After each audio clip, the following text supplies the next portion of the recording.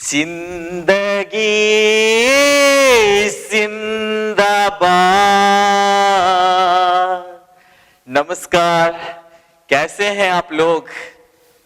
बहुत अच्छे से होंगे, पढ़ाई लिखाई मन लगा के कर रहे होंगे, जिंदगी जी रहे होंगे, क्योंकि आज विरासत में हमारे पूर्वजों ने जिस भारत को हमें सौंपे हैं, हमें अपने जिम्मेवारी का निर्वाह करना है और एक सुंदर भारत बनाना है। मैं निसार तेरी गलियों का वतन,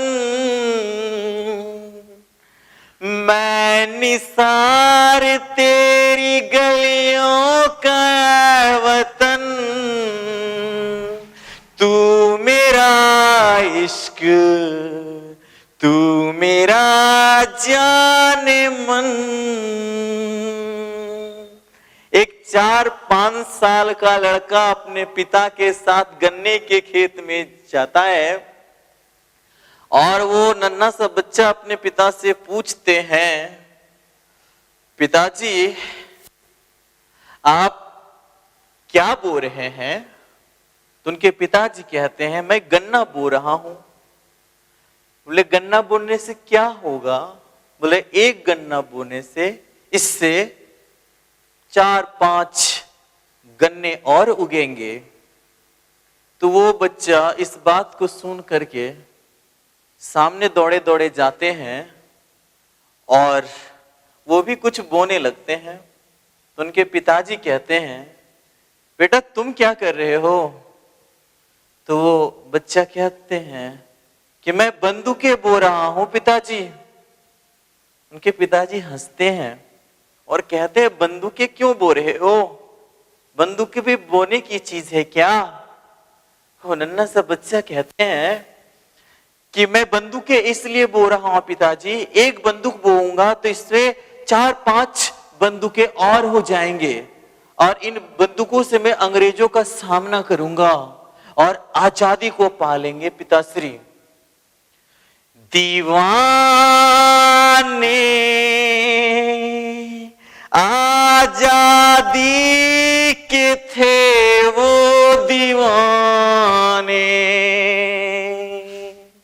न माने आजादी के बिन का दिल न माने।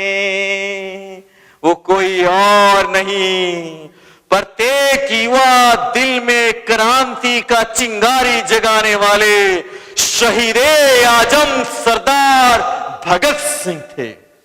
आज हम लोग प्रत्येक नौजवानों के दिल में धड़कन में बसने वाले, दिलों में राज करने वाले, और जब जब भी इनकलाब की बात होगी तब तब भगत सिंह सबके दिलों में जीवित होते रहेंगे। आज हम लोग शहीद आजम सरदार भगत सिंह के जीवन गाथा को जानेंगे। शहीद आजम सरदार भगत सिंह का जन्म जिस परिवार में हुआ वह एक क्रांतिकारी परिवार था और पंजाब के जिस धरती में उनका जन्म हुआ वो वीरों की भूमि कहलाती है। कहते हैं जिनके बचपन में ही क्रांति के बीज पड़ गए थे और 28 सितंबर 1907 ईस्वी पंजाब के लायलपुर डिस्ट्रिक्ट के बांगा गांव में विद्यावती कौर के गर्भ से जिस दिन इनका जन्म हुआ उसी दिन इनके पिताजी और इनके चाचा जी जेल से छूटकर आए थे। तो इनकी दादी जयकौर कहती हैं कि ये मुंडा तो बड़ा भागू वाला है कि जिस दिन जन्मा उस दिन इनके पिता सरदार किशन सिंह और इनके चाचा सरदार अजीत सिंह जेल से छूट के आए थे, और वही भागो वाला से मिलता जुलता नाम इन्हें भगत सिंह दिया गया। अर्थात भगत सिंह का नाम इनकी दादी ने रखी थी। कहते हैं पूत के पांव पालने में ही दिख जाते हैं, और ऐसा ही हुआ भगत सिंह के साथ। एक ज्योतिषी ने बचपन में ही घोषणा कर दिए कि ये बच्चा बड़ा होकर के गले में या तो फांसी का फंदा पहनेगा या तो फिर 9 लाख का हार पहनेगा। और ऐसे ही हुआ। फांसी का फंदा पहनने के बाद तो वो हार से भी कीमती हो गए। और बचपन की कुछ घटनाएं ही इस बात का प्रमाण था कि आगे चलकर ये हिंदुस्तान की आजादी में इनका महत्वपूर्ण योगदान होगा। परिवार में इनके दादा अर्जुन सिंह भी आजादी के लिए संघर्ष किए। इनके पिता किशन सिंह भी आजादी के लिए संघर्ष कर रहे थे। इनके एक चचा सरदार स्वर्ण सिंह की तो जेल में ही मृत्यु हो गई थी, और इनके चचा जो अजीत सिंह थे, सरदार अजीत सिंह, जिन्होंने पंजाब में किसानों पर जब बहुत ज्यादा कर बढ़ा दिया गया तो उसमें पगड़ी संभाल जट्टा नाम का एक आंदोलन चलाए थे। और एक बहुत अच्छा बात ये लगेगा कि अपने चचा अजीत सिंह के से बहुत ज्यादा ये प्रेरित हुए थे। और फांसी से पहले जब इनसे पूछा गया था कि आप किन्हीं से मिलना चाहेंगे, तो वो कहे थे कि मैं अपने महबूब चाचा अजीत सिंह से मिलना चाहूंगा। लेकिन अजीत सिंह उसको उस समय देश निकाला मिल गया था। अंग्रेज इतने भयभीत थे कि उन्हें देश में रहने ही नहीं दिए। इसके बाद इनके जिंदगी में करतार सिंह का अहम योगदान रहा। उन्हीं से प्रेरित होकर वो फांसी के फंदा को चूमते हैं। तो बचपन की घटना यह है कि गन्ने के खेत में बंदूकें बोते हैं और कहते हैं इससे जो बंदूकें ढेर सारे उगेंगे उससे मैं अंग्रेजों का सामना करूंगा। यह क्रांति का बीजारोपण बचपन में ही हो गया। स्कूल के दिनों में जब डीएवी स्कूल में ये पढ़ा करते थे, जब ये 12 साल की उम्र के थे, उसी समय अमृतसर में 13 अप्रैल 1919 को जालियांवाला बाग हत्याकांड हुआ। और इसमें कितने निर्दोष लोग मारे गए। जब इस खबर को वो सुनते हैं तो वो जाते हैं और वहां की मिट्टी से तिलक करते हैं और खून से सनी उस मिट्टी को शीशी में भर के घर लाते हैं। चारों तरफ फूल चढ़ाते हैं और सदा स्मरण रखने के लिए कि इस जालिम अंग्रेजी सरकार को भगाने में हम कोई कसर न छोड़ेंगे, उस शीशी को पूजते हैं। इसके बाद 1923 ईस्वी में जब इनका विवाह तय किया जाने लगा, उस समय ये कहे मैं विवाह के बंधन में बंधने के लिए नहीं आया हूं। अगर मैं खुद इस बंधन में बंध जाऊंगा तो फिर आजादी के राह में ना चल पाऊंगा। किसी के जिंदगी के साथ जुड़ करके हम उसके जिंदगी को संवार ना सके तो कहीं ना कहीं दोषी मैं भी हूंगा। और घर वाले जब जिद करने लगे तो एक पत्र लिखते हैं और फिर वो अपना घर छोड़ करके कानपुर आ जाते हैं। और उस पत्र में कहते हैं कि मेरे महबूब मेरे वतन अब सब कुछ है मेरा ये चमन कि भूलेगा ना ये जहां कुछ ऐसा कर जाएंगे अपने वतन के लिए हम तो हंस के मर जाएंगे। भगत सिंह कहा करते थे कि मेरी कलम मेरी जज्बातों से इस कदर वाकिफ है कि अब मैं इश्क भी लिखता हूं तो इनकलाब लिखाता है। भगत सिंह तो आजादी के दीवाने थे, वो आजादी की राह पर चले थे, इनकलाब लाना था, देश को आजाद कराना था, इसलिए वैवाहिक बंधनों में नहीं बंधना चाहते थे। वो नेशनल कॉलेज में कॉलेज की पढ़ाई कर रहे थे, लाहौर में पढ़ाई को छोड़ देते हैं। कानपुर में प्रताप जो गणेश शंकर विद्यार्थी उसका संपादन किया करते थे, वहां से बलवंत सिंह के नाम से छदम नाम से नाम बदल करके वो लेख लिखने लगे, लोगों में आजादी की अलख जगाने लगे। कानपुर में ही जब रह रहे थे वो, उसी समय चंद्रशेखर आजाद से उनकी मुलाकात होती है। दोनों की राहें एक थी, आजादी को पाना, दोनों में दोस्ती होती हैं और इस तरह से देश को आजाद कराने में दोनों की एकता रंग लाती है। और 1925 में काकोरी कांड जब होता है, 9 अगस्त 1925 को जब काकोरी में ट्रेन लूट लिया जाता है, तो चंद्रशेखर आजाद द्वारा स्थापित हिंदुस्तान रिपब्लिकन एसोसिएशन पार्टी, इस संघ के अधिकांश सदस्य गिरफ्तार हो जाते हैं और कुछ लोगों की फांसी हो जाती है, जिसमें से फिर से ये संगठन टूटता है। लेकिन भगत सिंह वो हौसला देते हैं और वो कहते हैं कि फिर से हम संगठन को तैयार करेंगे। 1926 ईस्वी में सरदार भगत सिंह ने नौजवान सभा का गठन किए। सरदार भगत सिंह द्वारा नौजवान सभा का जो गठन किया गया, 1928 ईस्वी में इसका विलय कर दिया जाता है, हिंदुस्तान रिपब्लिकन एसोसिएशन में, और इसका नाम बदल करके रख दिया जाता है Hindustan socialist Republican association, HSRA।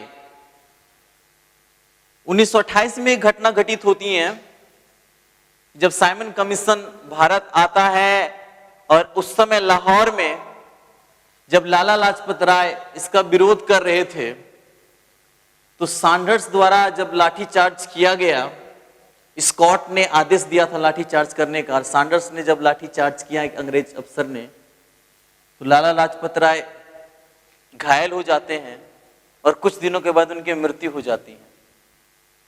तो लाला लाजपत राय की मृत्यु का बदला लेने के लिए, खून का बदला खून से लेने के लिए, भगत सिंह, चंद्रशेखर आजाद, जयगोपाल और राजगुरु, ये चारों मिलके स्कॉट को मारने का योजना बनाते हैं। इस योजना के तहत जयगोपाल को कहा गया कि स्कॉट को पहचानना है तुम्हें। राजगुरु को बोला गया तुम पेड़ चढ़ के रहना, और जैसे ही ये इशारा करेगा जयगोपाल कि स्कॉट आ गया है तो तुम गोली चला देना। उसके बाद अगर वो भागने लगेगा तो जयगोपाल जो साइकिल लेके खड़ा रहेगा, उसका साइकिल लेके पीछा करके भगत सिंह मारेंगे।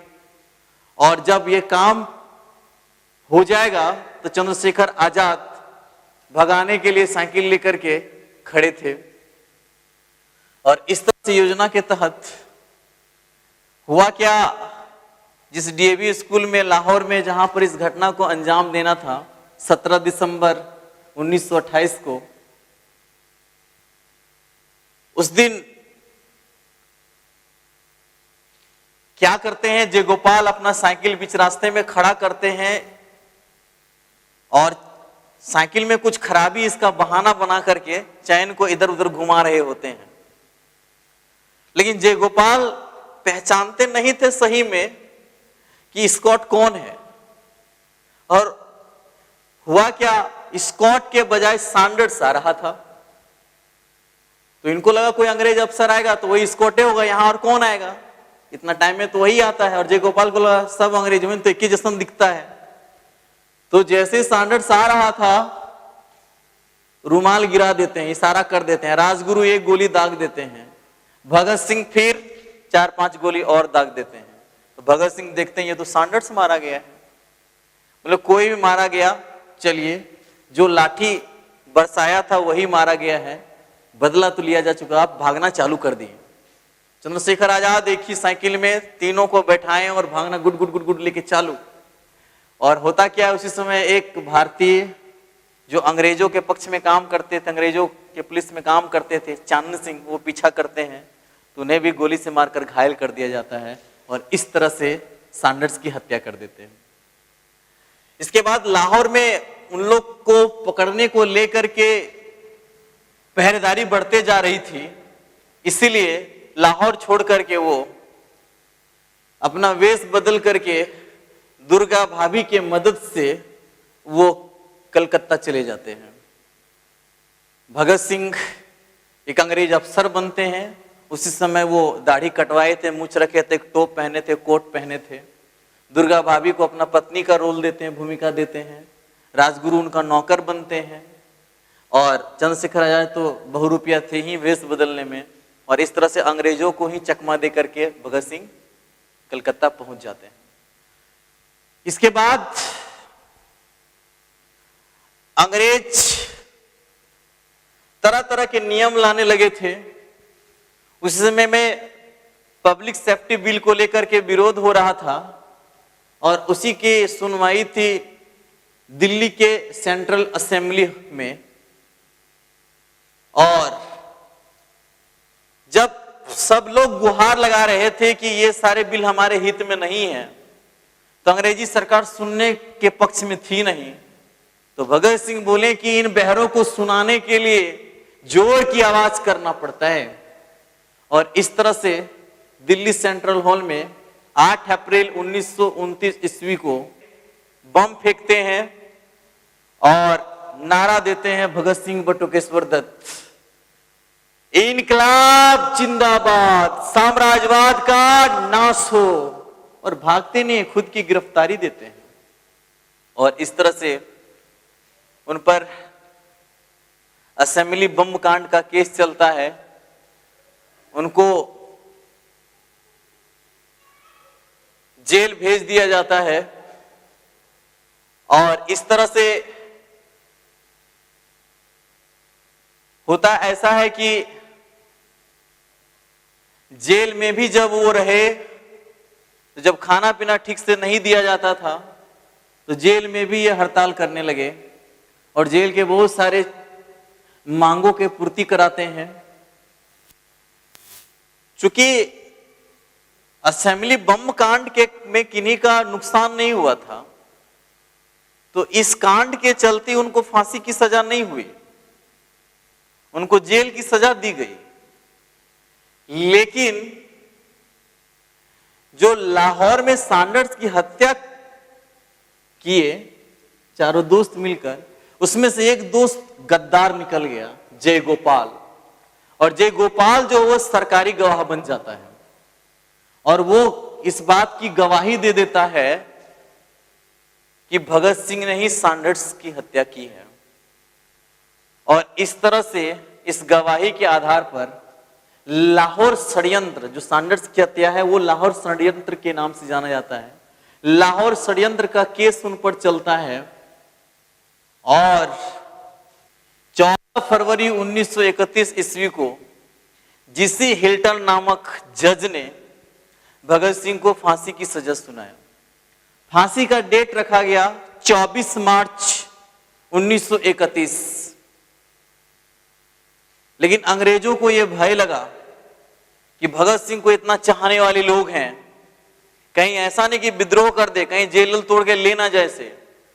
इसलिए जिस दिन फांसी तय हुई थी 24 मार्च 1931 को, उसके एक दिन पहले ही यानी 23 मार्च 1931 को शाम 7:33 में इन्हें फांसी दे दी गई। जानना यह है, जेल में जितना दिन तक ये रहे, पुस्तकों को पढ़ते रहे, अपने विचारों को लिखते रहे। जो जेल डायरी, जो 404 पन्नों के भगत सिंह द्वारा हस्तलिखित पुस्तक है, जेल डायरी भगत सिंह द्वारा लिखा गया पुस्तक है। इसके बाद देश दुनिया के अलग अलग साहित्यिक विचारों को पढ़े और कहते हैं वो क्षण कितने भावुक थे कि मौत का सजा सुनने के बाद भी कितने खुश थे। अपने परिवार वालों से अंतिम बार 3 मार्च 1931 को मिले थे। इनकी माता विद्यावती कौर मिलने आई थी तो मुस्कुरा के ये कहे थे कि मेरे फांसी पर रोना नहीं मां, क्योंकि अगर तू रो गई तो ये दुनिया वाले सोचेंगे भगत सिंह की मां कितनी कमजोर है। और मैं मरने वाला नहीं हूं, मेरे मरने के बाद लाखों भगत सिंह इस देश में जन्म ले लेंगे। और इस तरह से अपने मां के हौसला को बढ़ाते हैं वो। और 23 मार्च 1931 को जब उन्हें फांसी पर ले जाया जा रहा था तो उस समय वो लेनिन की पुस्तक पढ़ रहे थे। तो लेनिन की पुस्तक पढ़ी रहे थे, उसी दौरान जिलारा के कहता है कि चलिए आपको अभी ही फांसी दी जाएंगे। चेहरे पर जरा सा भी नाराजगी नहीं, मुस्कुराते हैं। पेज के पन्नों को मोड़ने से पहले कहते हैं कि एक क्रांतिकारी दूसरे क्रांतिकारी से मिल रहा है, थोड़ा देर रुकोगे नहीं? और कुछ देर किताब को पढ़ते हैं, पेज को मोड़ते हैं, ऊपर उछालते हैं और कहते हैं चलो। बहुत आश्चर्य हुआ अंग्रेजों को यह दृश्य देख करके, लगा कि कितना दिलवाला है, कितना मतवाला है ये, कि मौत को भी गले लगाने के लिए इतना खुशी खुशी से जा रहा है। एक तरफ सुखदेव, एक तरफ राजगुरु हाथों पर हाथ लेकर के मौत से गले मिलने जा रहे हैं गाते हुए।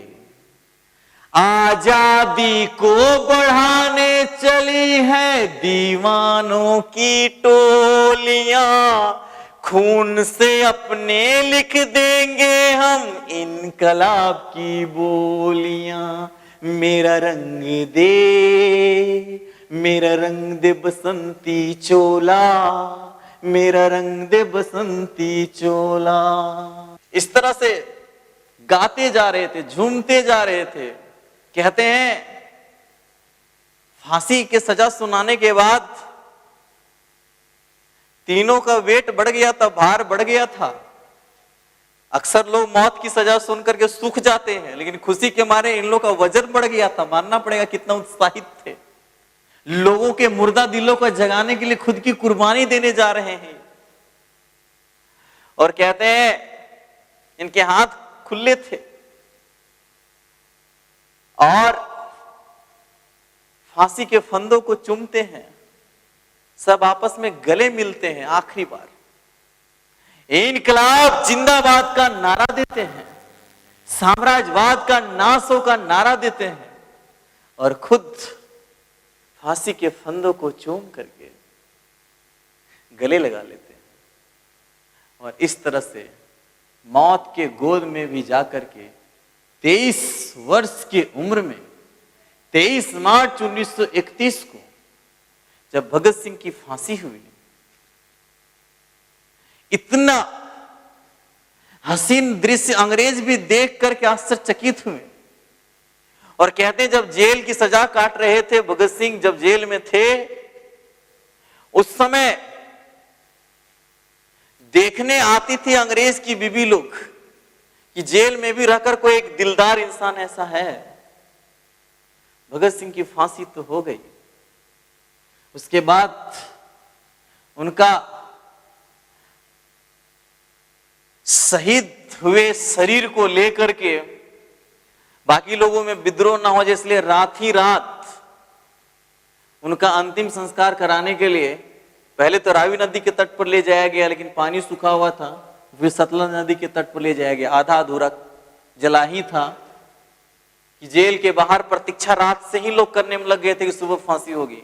जब किन्हीं को पता चल गया कि अंग्रेजों ने शाम को ही फांसी दे दिया है, जबकि फांसी वैसे सुबह के समय होती है, तो सभी लोग दौड़े दौड़े जाते हैं, अंग्रेज सब छोड़ के भागते हैं और अंततः वहीं उनका अंतिम संस्कार किया जाता है। लेकिन भगत सिंह की फांसी, भगत सिंह, राजगुरु, सुखदेव की फांसी लाहौर के सेंट्रल जेल में हुई थी। उनका अंतिम संस्कार सतलज नदी के किनारे किया गया था। सबके दिलों में इनकलाब आया, एक क्रांति आया। अक्सर एक बात चलता है कि क्या महात्मा गांधी चाहते तो भगत सिंह की फांसी को रुकवा सकते थे। तो एक चीज जरूर ध्यान रखिएगा, भगत सिंह के फांसी को रुकवाने के लिए गांधी जी प्रयास नहीं किए, ऐसी बात नहीं है। जो चौरी चौरा कांड के बाद इतने बड़े आंदोलन, असहयोग आंदोलन को वापस ले लेते हैं, जो अहिंसा के पुजारी हैं, जो एक चींटी तक के भी प्राणों पर दया करते हैं, तो वो भगत सिंह के लेकर दया क्यों नहीं करते? वो कहते कोई भी क्यों नहीं है, सबको यहां जीने का हक है। लेकिन इसे गलत प्रचारित किया गया है, गलत प्रसारित किया गया है। अंग्रेजों द्वारा कुछ रणनीति बनाया गया, भगत सिंह के चाहने वाले को एक तरफ करने का और गांधी जी के चाहने वाले को एक तरफ करने का, फुट डालने की ये नीति अपनाई गई। और बाद में कई राजनीतिक पार्टियां प्लस आज सोशल मीडिया में व्हाट्सएप, फेसबुक, इंस्टाग्राम, अन्य जगहों में कुछ लोग अपने स्वार्थ सिद्धि हेतु गांधी जी के छवि को कभी कम करते हैं, कभी भगत सिंह के छवि को कम करते हैं। ऐसा नहीं है। भगत सिंह और गांधी जी में वैचारिक मतभेद तो थे, दोनों विपरीत विचार के थे। एक हिंसा के रास्ते में है और एक अहिंसा के रास्ते में है। एक आस्तिक है और एक नास्तिक है। भले ही दोनों के विचारों में मतभेद है, लेकिन दोनों ही समान तार चलते हैं, दोनों ही आजादी की ही राह में चले थे। तो विचारों की मतभेदता होने के बाद भी आपसी प्रेम था। तो इसलिए इसे गलत प्रसारित ना किया जाना चाहिए। हालांकि भगत सिंह छोटी उम्र में इतना बड़ा इतिहास छोड़ गए कि हम सभी नौजवानों के लिए वो एक आदर्श हैं। मैं कहना चाहूंगा कि भगत सिंह को फांसी हुई तो फांसी भी खुशनसीब थी। क्यों? सुनिए कि आज जिस तरह से गांधी जी को नोटों पर स्थान दे करके नोटों का गलत उपयोग किया जा रहा है, वैसे हालात में मैं कहना चाहूंगा, अच्छा हुआ भगत तू ना आया नोटों में, वरना आज रौंदा जाता मुन्नी और सीला के कोठों में। अच्छा हुआ भगत तू ना आया नोटों में, वरना आज रौंदा जाता मुन्नी और सीला के कोठों में। तू गांधी को रहने दे नोटों पर, तू हमारे होठों पर रहेगा भगत। तुझे फांसी हुई भगत, ना जाने तेरी मां कैसे सोई होगी। एक बात तो तय है भगत, तुझे लगने वाली फांसी भी 100 बार रोई होगी। भगत सिंह कहा करते थे, मैं वो पागल हूं जो जेल में भी आजाद हूं। भगत सिंह कहा करते थे कि मेरे मरने के बाद इस देश में सैलाब आएगा, इस देश में आजादी के लिए इनकलाब आएगा। भगत सिंह कहा करते थे, जिंदगी अपने दम पर जी जाती है, दूसरे के दम पर तो जनाजे उठाया करते हैं। और इस तरह से शहीदों में सबसे श्रेष्ठ कहलाए गए, इसलिए शहीद आजम भगत सिंह के नाम से जाने जाते हैं। और इस तरह से भगत सिंह की इस छोटी सी जीवन यात्रा में एक बड़ा आदर्श जो वो खड़ा कर गए हैं युवाओं के लिए, सदा प्रेरणादायी रहेगा। सदा लोगों के दिलों में उस क्रांति को, इस इनकलाब को जब जब जरूरत पड़ेगा, भगत सिंह आदर्श बन करके पुनः खड़ा होते रहेंगे। मैं निसार तेरी गलियों का वतन, तू मेरा इश्क, तू मेरा जाने मन। गर इश्क और इनकलाब का अंजाम एक ही है, तो मजनू बनने से कहीं अच्छा है भगत सिंह बना जाए।